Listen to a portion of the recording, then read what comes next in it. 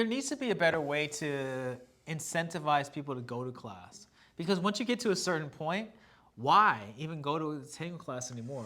Why not just social dance and then take the advanced couples workshop when super pro couple comes to your town? Yeah, And then so a lot of local teachers get left out when they're weekly classes because most of the regular social dancers don't take those weekly classes anymore. All right, Rob, it's 2025. People out there are probably thinking, I want to try Argentine Tango, but I don't want to go to a class just yet. Do you think it's possible to learn tango without taking a class? ooh, that's tough because you know why? I have mixed feelings about this. Yeah, like you're just gonna go. I'm just gonna try learn on the floor. Maybe like watch some YouTube videos, and then Well, the reason why I have mixed feelings about this because I have two answers for this too. Because before, back in the day, like before, people would learn by watching people, and there was no formal class structure. So, right. can you learn tango by watching and figure it out on your own? Like, Yes. the answer is yes, yeah.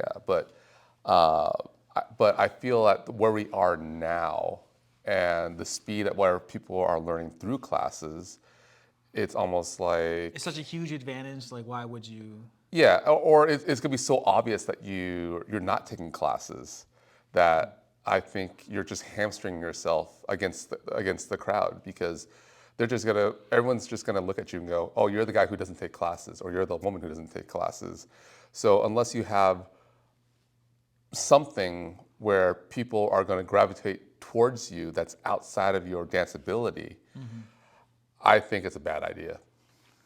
I think in the beginning, the most important thing you need is just reps. Yeah, You just need floor time. I agree. But the thing is, how hard is it for people to see that let's say I watch a YouTube tango video, right? Yeah. And let's say Are you talking about like a performance or an actual what, instructional video? whatever. No, those are two different things. Okay, Like, let's just start an instructional video, right? okay.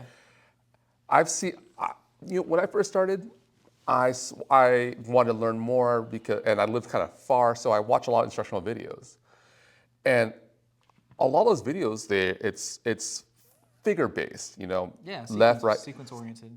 So how would I know to push off my standing leg? Well, there's no technique. It's just about just getting you to do a sequence. I agree, but that's what I mean though. It's that you don't get that through YouTube and if I'm doing my reps incorrectly and terribly. So I'm just enforcing and reinforcing a bad habit.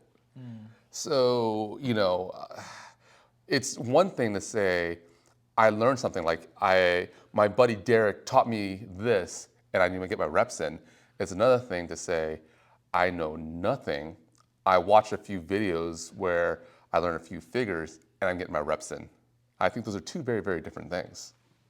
Interesting. I think now, so the problem is for a lot of people, they go to the tango classes and then that's all they do. They don't go to the milongas, we never see them, and then they kind of get into this thing where I do tango once a week and I've been going every Tuesday, but then they never evolve into social dancers. They kind of take the class, do it for a short amount of time, and then that's it.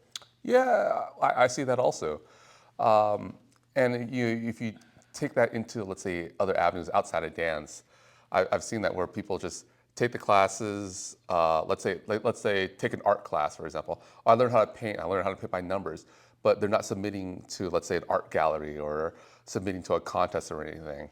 It's almost the same thing where they're not evolving, they're not pushing themselves to go forward, and they're not participating in the community. Yeah, so what people really need is just a motivator Yeah, in the beginning. yeah. I agree. Forget actual technique and stuff like that. People just need somebody to push them to continue to come. Yeah. That's it. Yeah, and I think I was really spoiled in my beginning because there were a lot of motivators out there. We had, like you said, we had M3, we had Modi did Third Street Promenade. We had a lot of free outdoor tango, Right. or not just outdoor. Right? We had a lot of free tango, events. free events that were community oriented, community building events.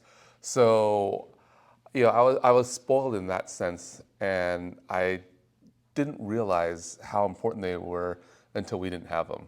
Right. So, so what is the motivation for people now? Because like now a person who doesn't know anything is going to jump into a Malanga No. and spend $25 and then get shut out Yeah. because they don't know anything, and that's rough, man.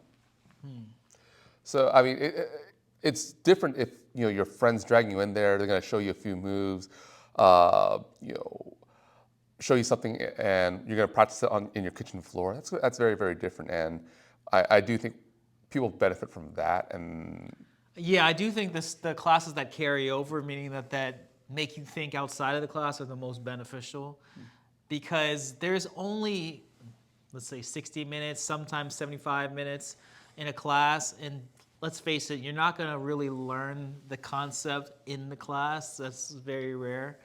And so it's really those people that take the knowledge that you got from the class and then start applying it on your own time. And that's you need to be really self-directed to do that. yeah, or just very, very enchanted. I mean, for me, I would say that I didn't get a lot of conceptual classes in the very beginning. I got a lot of figures classes, but I practiced them till like, I worked it to the bone. I mean, I would call people up like, hey, here's this figure, here's that figure. We're gonna work on this figure throughout the whole day. And I remember I used to be very proud of thinking that I could remember like 100 figures. Yeah, I remember that. It's like your recall was crazy. But now it's almost like, yeah, I can't remember any of it anymore. So it's all blended together. But that's what I mean though. It's just, there were conceptual classes and you could actually piggyback on it and think about how to shape your tango outside of class. And there are also classes that, I mean, just is a figures class and you get your reps in. So I think they're both beneficial as long as you're self-motivated to practice and push yourself in that direction. Do you think it's more important to take classes if you're a leader or a follower? Well, definitely I think it's more important to take a class as a leader because I feel, and I'm just saying this from my own perspective because I primarily lead, but I feel that as a lead, you're kind of expected to be responsible for the dance. And that's just my take on it. Sure. Other people might say differently, but my take on it is that you're responsible for what happens in the dance, and I wouldn't want to show up to bear that burden of responsibility without knowing anything. That's just my personal take on that. But I think more and more group classes lack leaders, typically. They do lack leaders. And you're saying it's the most important thing for leaders, but most of the time it's more followers than anything. Yeah, but I would say that generally, well, first we have to start off with, is leading a gender role thing? Because what I see a lot in classes is, yes, there is a lack of leaders, but what I also see is it's a lack of men. Lack of men, yes. So we start off with the whole gender role where it's like, okay, we will have three guys and 20 girls. Yeah. We have a lack of leads. But now I think things are changing where You have more women that want to learn to lead. Yep. The only thing is that you don't have a lot of men that want to learn to follow. No. There are some, but that's really the exception. No, that's true. But I think a lot of this comes back to our old video of like masculinity in dance and how men are kind of kneecapped from joining a dance community because it's not seen as masculine or, even though I think it's really important that leads are learning in the classroom setting, but I think we're still stuck on this gender role where men lead, that it's really causing a leader's crisis in the classroom. And I think what turns people off is that more of these classes are designed for leaders, typically. Yeah. And so you have the problem of not having enough leaders. Classes are geared towards leaders. You have more followers, but they're not geared towards them. And so I guess everyone loses in that scenario, right? No, yeah, it's... Mostly? I think we haven't adapted to the situation. I mean, people might say, like the situation has existed for like decades, but I don't think that we've really made ground to adjust to the current situation of the reality of who's coming to class and how to promote tango in a way that works for everybody in terms of balance and role. Well, But there needs to be a better way to incentivize people to go to class. Because once you get to a certain point, why even go to a tango class anymore? Why not just social dance and then take the advanced couples workshop when super pro couple comes to your town? yeah, And then so a lot of local teachers get left out when they're weekly classes because most of the regular social dancers don't take those weekly classes anymore. yeah, no, I agree. It's really difficult because let's just say fundamentals, right? Fundamentals are really important. We all agree fundamentals are really important, but it's not sexy. Fundamentals aren't sexy. They don't sell well, you know. And even though people might sell the story of, you know, walking for 3 years before you're allowed into the Malanga or anything like Yeah, that. no one wants to do that. You know, it's That's not a good sales pitch. no, it's a hard sell. You want to learn tango? It'll take you 3 years, and you only learn how to walk.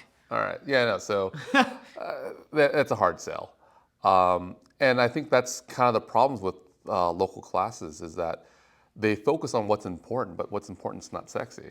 So it's how do you make I don't want to say how do you make fundamentals sexy because that's terrible because people have done that before or at least the attempts. I think the attempts have been terrible because then you get the whole like, you know, we're gonna learn some ganchos. We're gonna learn the Yeah, my thing is that a lot of teachers that visit and travel and teach, they're mostly performers. Yeah. They're not social dancers. And I think that's a very different skill set. I mean, how many real social dancers actually come teach here in LA? Well, That's very debatable because we get a lot of great performers. And don't get me wrong, they're people that I love. They have great technique. They have great performance value. But I'm not sure if they're exactly the mold of what people actually want to be. I guess here's the other question. Like, how do you know if a performer is a social dancer or not? I mean, I've taken tons of classes from Mundial champions, like Yeah. tons of Mundial champions, Yeah, right? yeah, that How doesn't do- necessarily mean they're social. But how do I know? But see, you might just go, oh, this person doesn't social dance because you know they're just a competition dancer. Yeah. But how do I know that? How do I know that this person doesn't social dance on the side on the weekends or something? So it's very difficult. It's very difficult. I mean, Yeah, I can see even stage dancers, like there are stage dancers who only dance stage, and there are stage dancers who on the weekends they might go out and social dance. So I think it's just one of those things where you just have to throw your money down and and hope for the best. I mean, that's what I've done.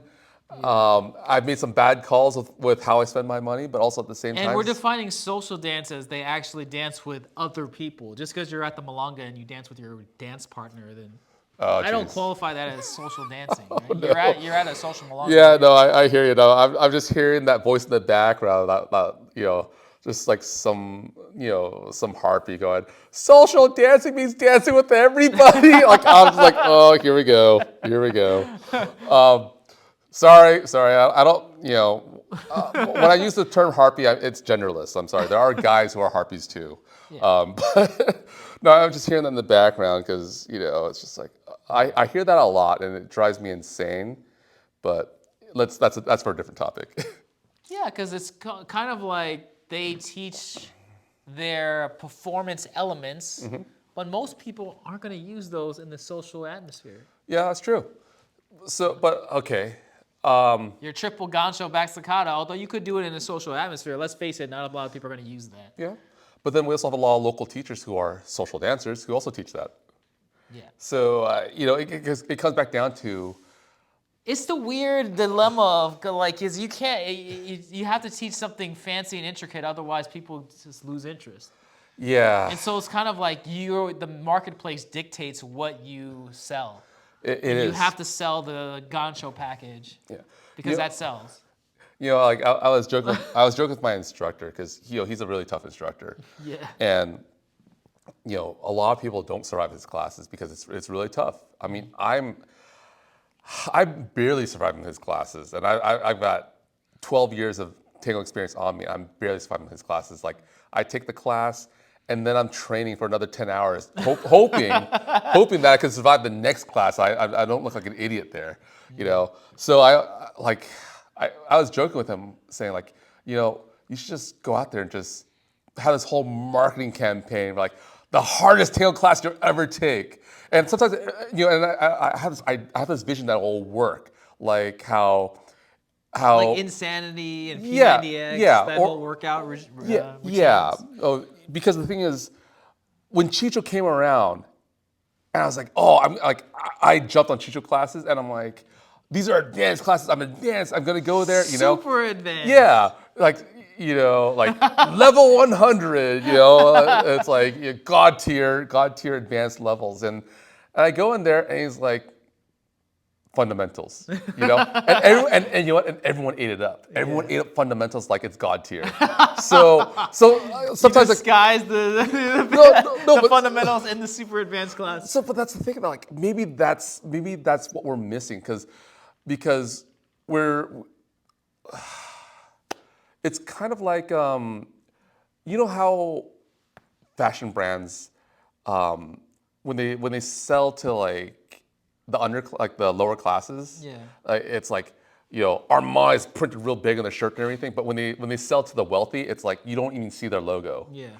Maybe it's that kind of reverse psychology, where it's got to be you got to get like the most difficult, hardest class you ever take, and it's fundamentals, and everyone's gonna go in there and they're gonna learn strong fundamentals, right?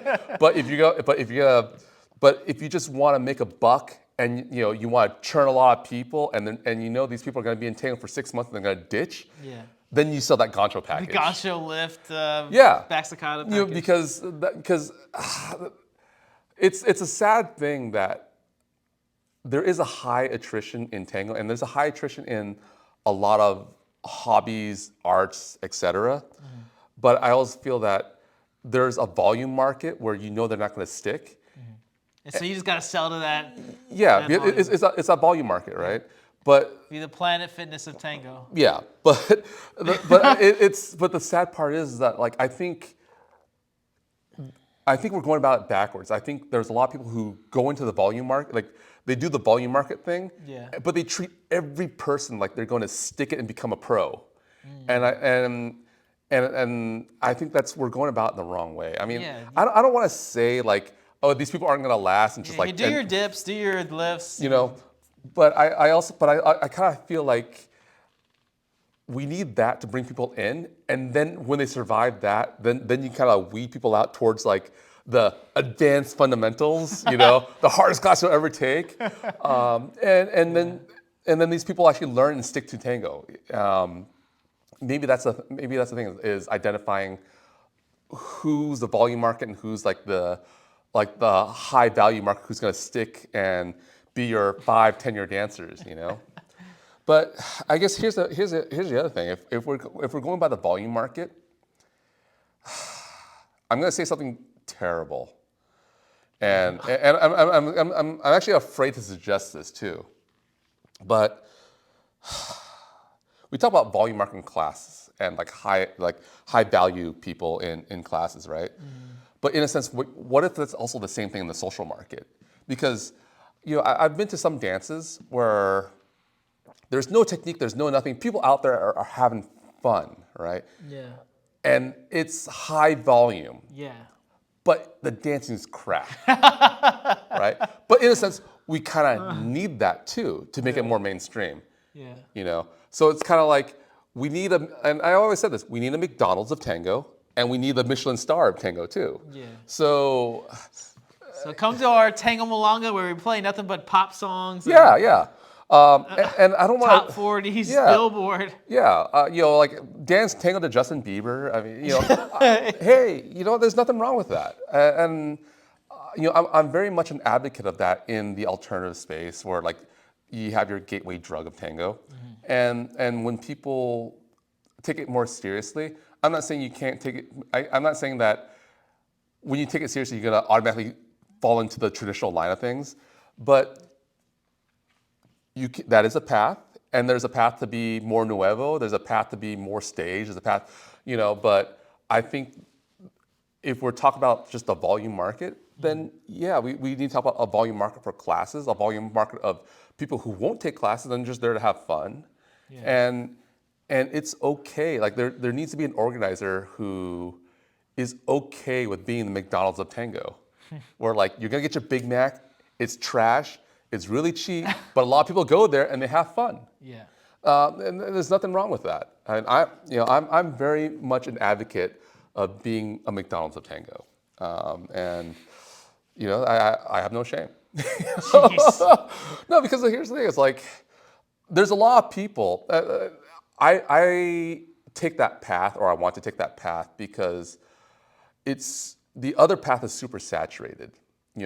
Everybody wants to create a world class Dancer. Yeah, everyone wants to have Mundial champion. Yeah, everyone wants to have a world class event. I like how many organizers go out there saying, "Oh, I have the milonga where all the cool people go to.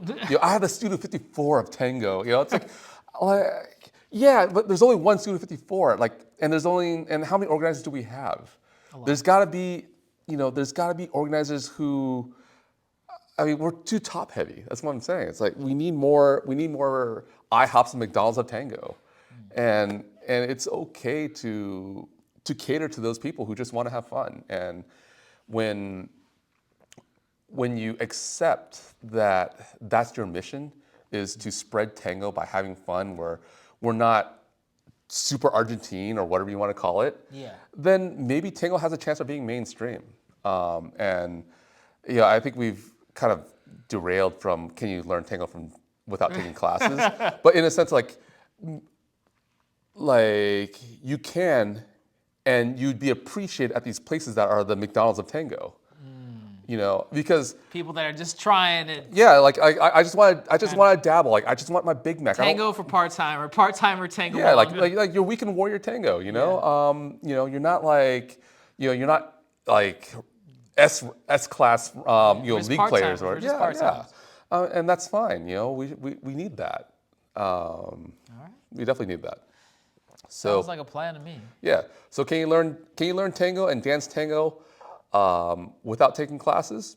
Answer is yes, especially if we support that. And that's also going to be a huge cultural shift too, because I'm sure some Argentine people. Yeah, they're like, oh, what are you talking about? We need this. This is our living. You're trying to talk about getting. Yeah. Or you don't need classes. Even worse, I'm sorry, Fabian Peralta, because I could hear on the side, it's my culture. It's like, I'm sorry. I'm very sorry. But in a sense, we need to make some cuts. We need to make some compromises for the betterment of the culture and making sure the culture survives.